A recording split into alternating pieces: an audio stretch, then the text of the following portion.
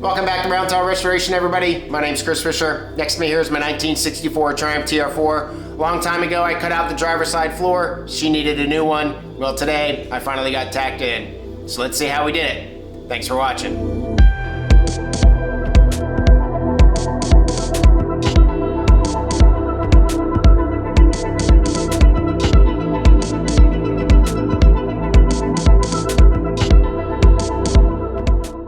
Put the sill back in, went through with the jack, jacked it up, clamped it, jacked it up, clamped it, jacked it up, clamped it. But it's actually not too bad under here, maybe 1/8 of an inch or so, maybe even a little less, 1/16 in some spots, where the gap between the floor, which is a little bit higher, and the outer sill, which is a little bit lower. But you can see here, I still have a pretty good gap right there, maybe 1/8 of an inch, maybe, yeah, I don't think it's quite 1/4. And I think I think I'm gonna get a little more aggressive here and try to steal that back. So I think what's happening is I am lightening it up right here and getting some interference. And I think I'm also getting an interference on this flange here. Now I'm going to slice back a little bit here, not cut, more grind. Just especially right here where you can see the metal is already kind of shiny there.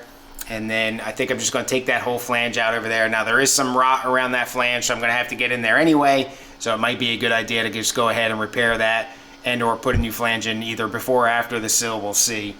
The other thing is I got the end caps in there still.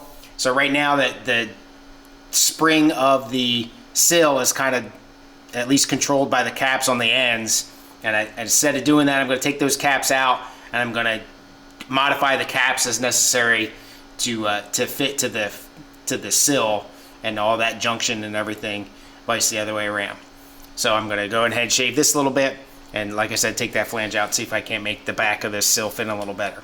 Another thing I invested in is this Tool-X 10-inch contour gauge. You know, Tool-X insert random Chinese company here. They're all about the same. One thing that's about this one is it's lockable. You can see that little tab on the end, and also tension adjustable. I bought one of these from Harbor Freight quite a few years ago and I used it, but it was not lockable. I didn't realize there was or was not such a thing. So I would take a contour on one side of the Spitfire and come around to the other side, and by the time I came around, either the thing had moved or shifted or something like that, so I'd invested in this. The only thing about this one, it doesn't have a real deep throat, so I can't take the contour of the entire sill just because it's not tall enough. So 10-inch by probably, I don't know, 5 inches or so, 6 inches maybe, that thing looks side to side. So you'd have to get a larger throat or height, I guess you could say, of this thing to be able to do this right. So all I'm going to do is essentially compare one side of the sill. Remember, I haven't touched the passenger side at all. So I'll compare the sill over there, then bring it back over here and get it set, get the contour gauge get on the sill, bring it back over here and see what it looks like. So let's do that real quick. So I'm just going to pick a spot essentially halfway between where the A and the B post meet up. And I'm going to start down here, right at the peak.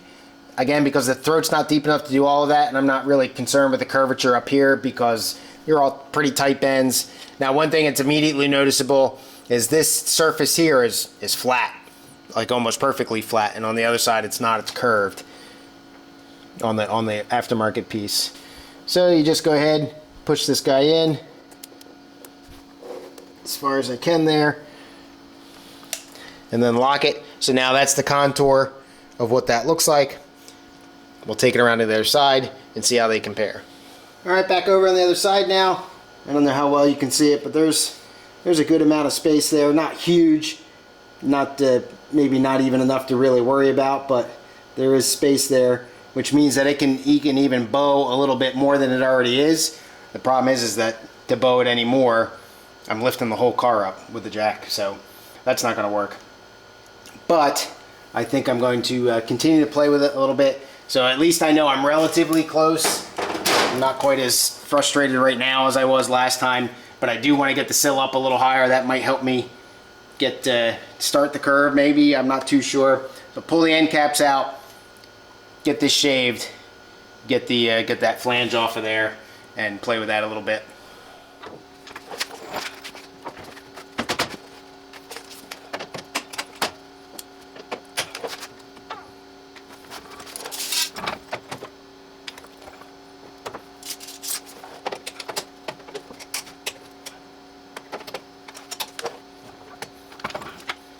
So pulling the end caps out, flushed it right up down here.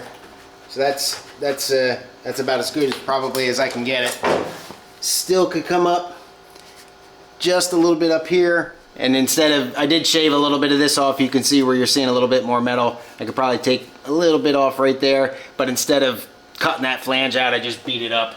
I would rather not remove metal if I don't have to. So this is not too bad. Let's see the contour gauge now and see how that lines up. About the same, looks like. Really, still doesn't bow quite as nicely as I would like in the middle there. You can probably see the gap. It's actually quite a bit. So I think I've got a pretty good solution there so far. We're going to go ahead and put the wings back up, get them set, and like we did last time, and keep going to see if we can get stuff lined up still.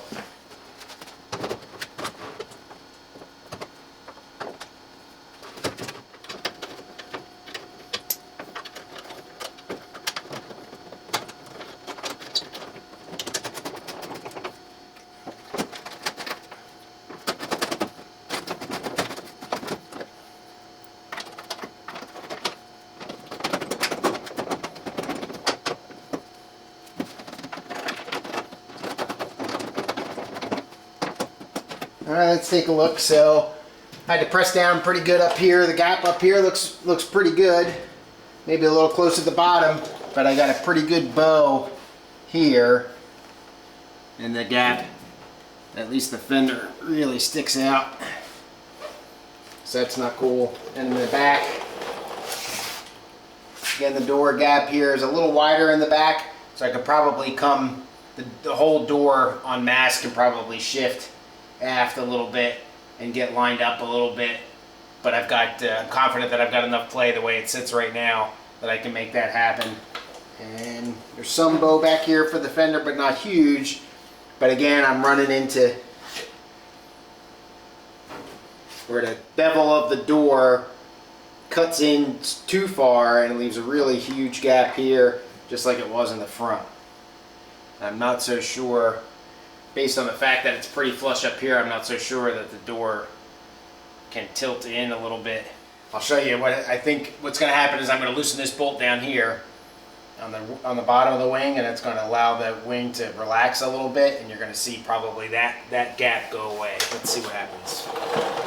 Alright, so to make the door flush up at the top, you can see how big that gap is right there. So we'll see. Loosen this bolt. So putting the door flush at the top of the B-post, obviously you can still see that gap there, but the wing is touching the B-post seam. So it's not a wing problem. It's not even really a sill problem, because I'm relatively happy with the way that this meets up right here. It's a door problem, and considering the fact that the front of the door is about the same gap and in the same position, I think I can probably twist the door hinges and kind of pop the bottom out a little bit. Not real crazy about the front gap, especially right there. That's a pretty big gap. But again, that wing is just about touching the A-post seam. I'm not sure what I can do about that, if anything. Again, the quality of these outer sills is not the best. It's not horrible. I'm okay with it, but it's definitely not the best. So I think what I'll do now, I'm confident enough of where I have everything situated from the floor and the inner sill and the outer sill. I'll pull the wings off, put them aside. I'll leave the door for now, even though it's kind of in my way, and look at how I'm going to do the end caps. The end caps are what allowed me to flex this outer sill real quick, or so much. And the other concern is the shape in here is not quite bowed enough, and you can see with the wing. I think if I grab that bow a little bit, it might come in okay. But I'm not sure with that long stretch of metal there if I've got the skill to bow it out in the right spot without being afraid that I'm going to do some permanent damage to it or crease it, God forbid, and then you know, look at buying new ones. So we're going to take this sill back out, take the wings off, like I said, get a bunch of disassembly done. I'll look at maybe seeing if I can get that curve any better. I've got the contour gauge still, and then we'll revisit how we're going to do this. Change my mind a little bit. I think what I'm going to do here, move that front clamp up and out of the way, and take the front wing and put it on, and then the rest of the sill, maybe undo this next clamp right there, let the sill flex down a little bit, and then match it, get the fender kind of bolted up a little bit, the wing, and then flex it with the jack a little bit and see if I can finagle a little bit and get that to come in all right. And then maybe I can kind of coax my way down and then do the same thing with the rear wing. And then the center of the sill will just kind of fall into place, of course, because of course it will. Maybe we can kind of cheat a little bit and work our gaps and work our fit as we bolt stuff up. Let's see what happens.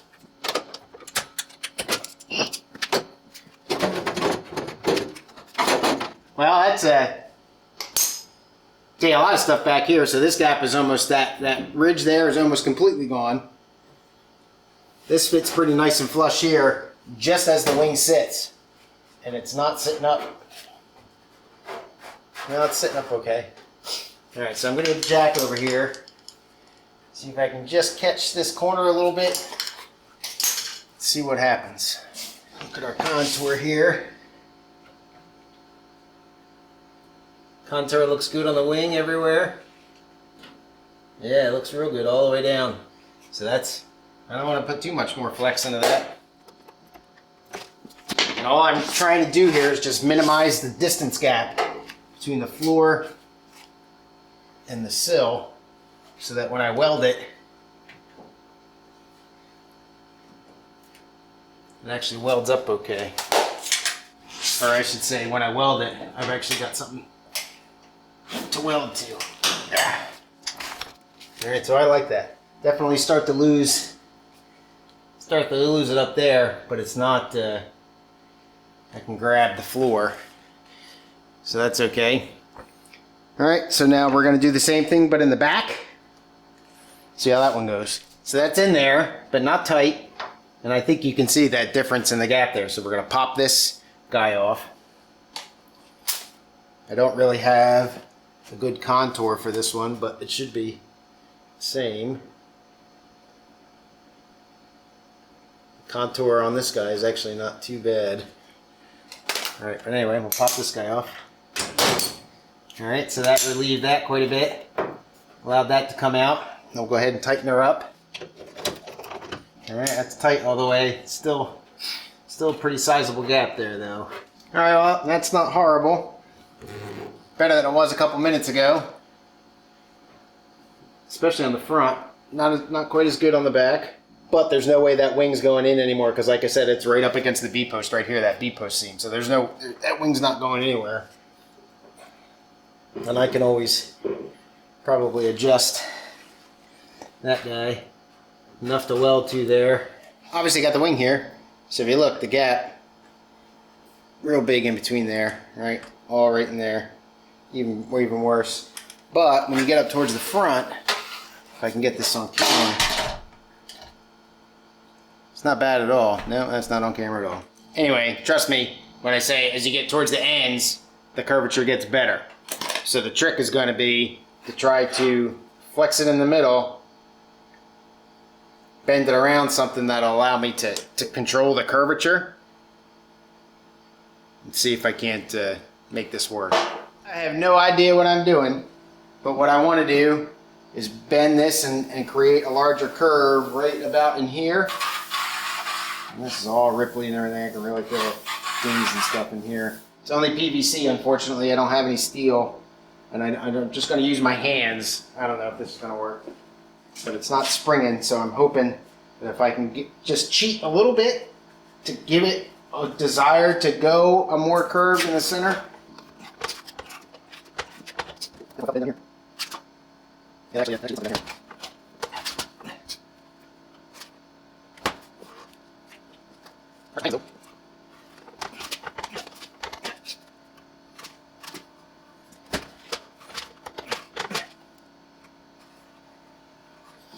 Alright, so again, it's good at the edges, and then I start to lose it in the middle.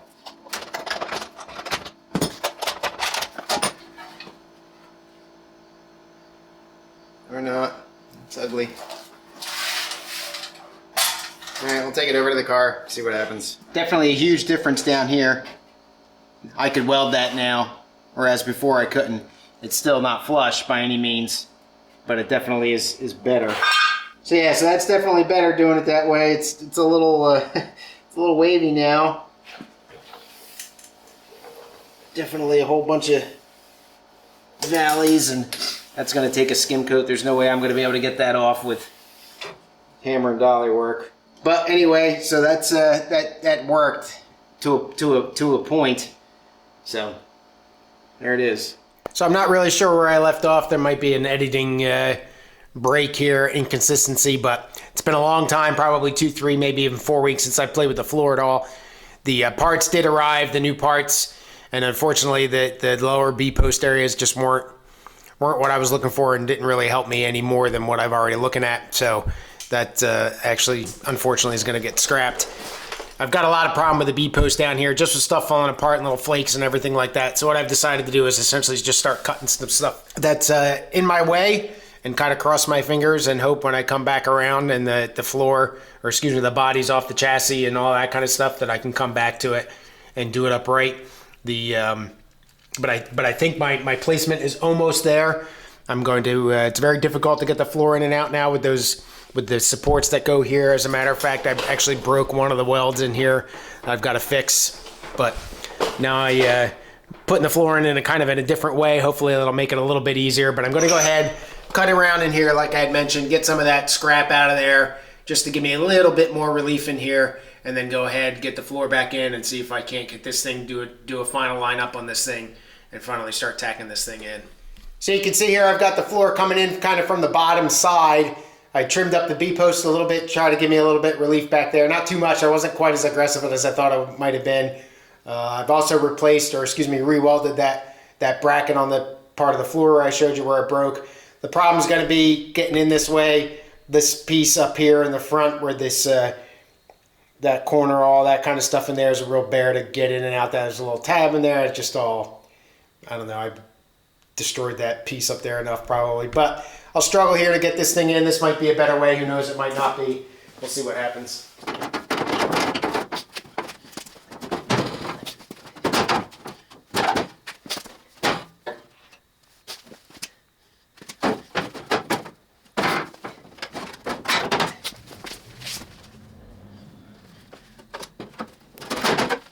I don't know if you saw what I did there, but that was a lot easier. What I did is I removed the bolt up here, body mounting bolt, quite a while ago, and I was able to just kind of lift the floor up a little bit and then sneak that tab and conglomeration up there. So now the floor is actually in, and that's the way that I'm going to do that from now on, I'll tell you that. And probably on the other side. So that's cool. All right, that's in there. Seems to be pretty well lined up. All the bolt holes are centered up. I took the pads out. They were kind of getting my way. Trying not to make this quite so difficult for myself.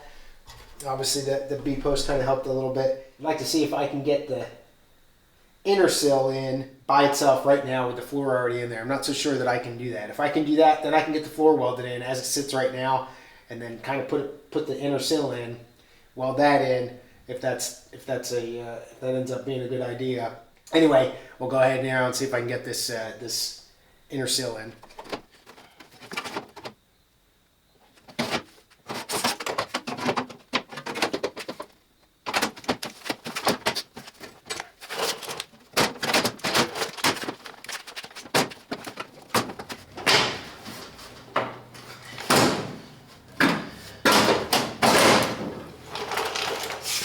See, sometimes you'll walk away for 2 or 3 weeks and it's like you come back and it's so much easier. So that went right in. So I don't know if maybe the pads being there just jacked the floor up that extra, I don't know, half an inch or so.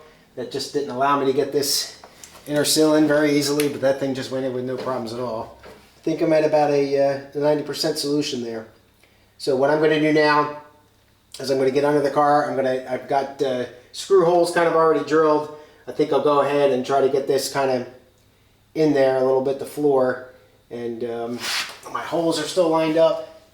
Everything looks good there. I did put some screws in there, some bolts in there, so that's a plus. So I got 2 screws in the footwell there, 2 screws back on the heel board here, so the floor is attached. It still lines up well. The concern now is because I don't have the rubber pads in there, the floor is actually lower than it would otherwise be because I've got the bolts tight. right? So you can see this gap, I think, between this crease here, which is telling me that the floor is lower, and also the inner sill isn't all the way as far up as it can be.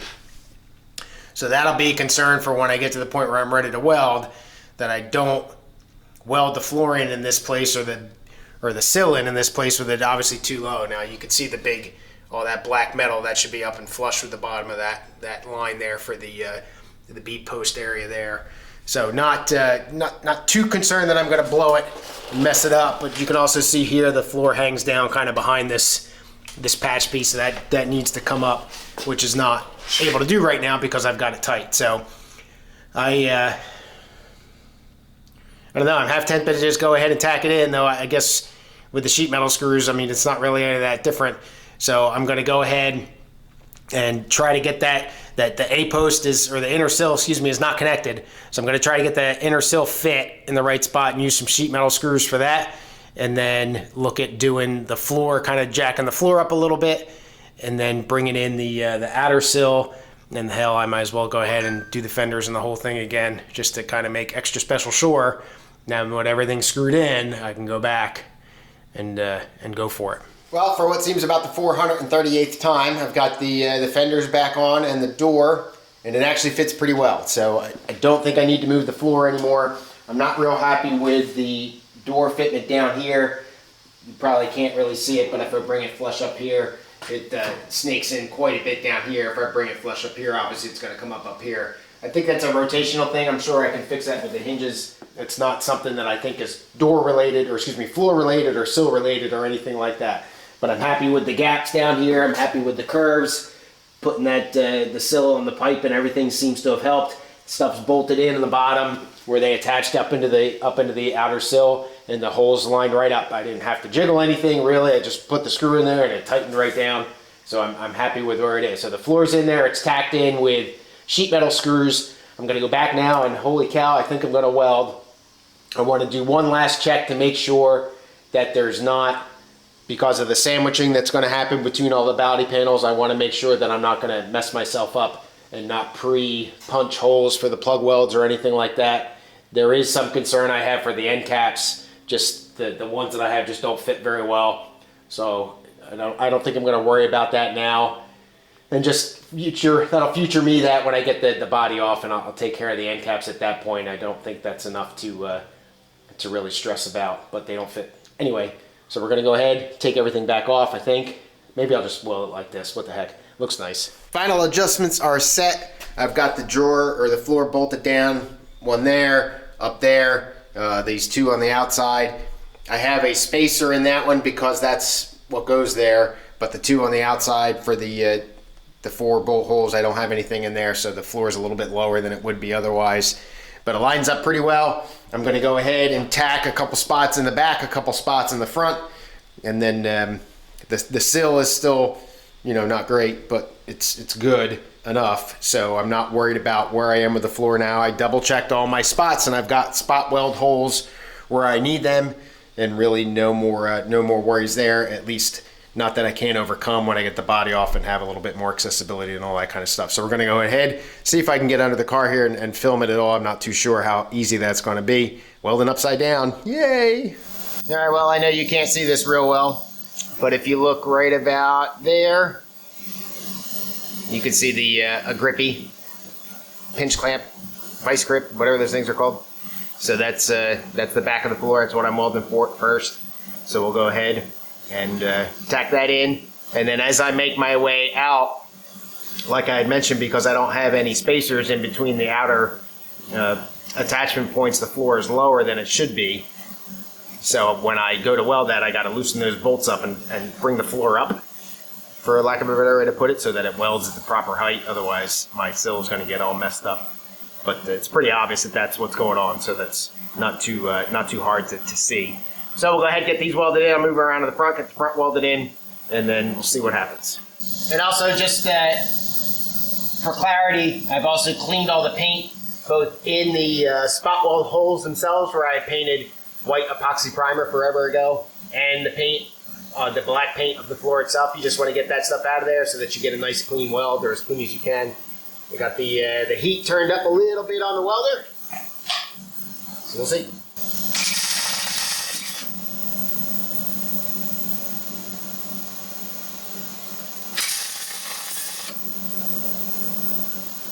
All right, well, I guess that makes it official. Gonna move out to the front, do a couple tacks up at the front. Should be able to see that a little bit better. And then figure out what I'm doing on the side here with lifting the floor. And then, yeah, it'll be tacked, at least in several spots. Hey, I just welded them. Forgot to hit record. These two guys right here, I swear.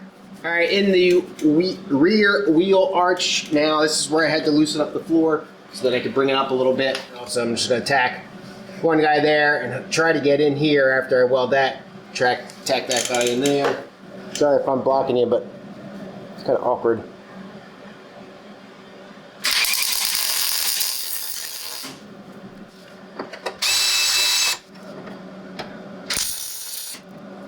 All right, there's that.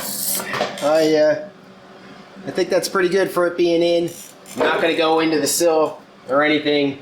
That's still loose, and I believe that I'm at the position, since the floor is kind of raised up. If I want to remove the inner sill, I can. The outer sill is obviously going to come out because I don't have the holes punched in it yet for the spot welds. But everything looks pretty good. Everything seems to be lined up okay, and I'm happy with where it's going. The prop shaft tunnel might still be a little tricky. I got to get under there and take a look at that again. My holes aren't really lining up too well, but that's, you know, that can also be addressed when I get to the point where, again, the body's off and it's a little easier to get in there. There's a frame member that runs right there. But that's going to do it. So I appreciate you watching, and the floor is finally in, sort of. Have a good rest of your day. Cheers.